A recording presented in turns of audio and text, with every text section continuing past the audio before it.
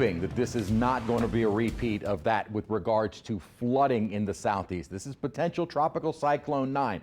This really doesn't change anything from it being an invest, only that watches and warnings can now be issued. As far as organization goes through probably tomorrow, not going to see much. Now, the Hurricane Center does designate it as a depression at some point on Saturday afternoon, becoming a storm before it leaves the Bahamas and then becoming a hurricane. Now, notice this path as we don't see much motion at all from Tuesday at 1 o'clock to Wednesday at 1 o'clock in the afternoon.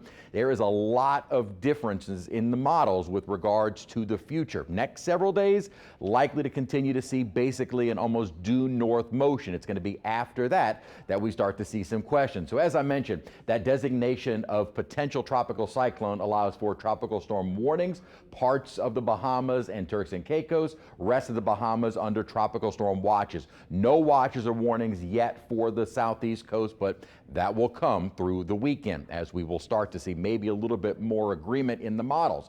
As I said, there is decent agreement through Monday, basically moving almost due north. Then after that is where the models kind of start spreading out. They haven't indicated that, or they have the indication that it will move toward the Carolina, South Carolina coast, and then this is where we start to get a lot more confusion because we're going to have an upper trough that'll be drawing the storm toward the coast. After that, the troughing starts to weaken.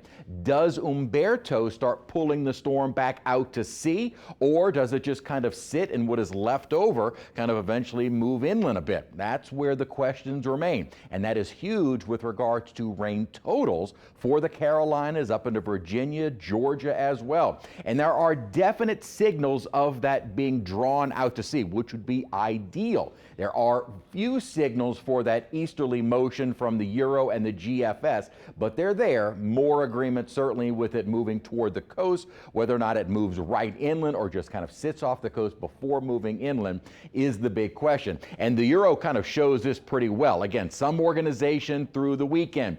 Better organized as we head into Monday, early Tuesday is when it starts to move inland. And notice what the Euro does with this. It just kind of hugs the coast, sits offshore going into Thursday. So at that time, you've got heavy rainfall across South Carolina, maybe parts of North Carolina, and then eventually moving inland and still pounding them with rainfall by next Friday. There could be a solid week of rain for parts of the East Coast. And as far as the rainfall totals go, at the moment, and I think some of these may be on the low side, right along the coast and just inland, 4 to 7 inches or 7 to 10 inches right along the shore. I'm not sure why the graphic is not displaying all the colors, but at least I'm showing you what those totals could be.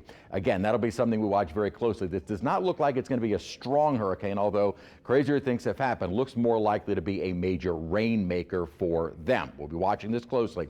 For us, though, beautiful weather. Low humidity means our mornings are in the 60s, low 70s, both tomorrow, Sunday, Monday. High temperatures gradually getting back into the low 90s by early next week, but that low humid air sticks with us through all of next week.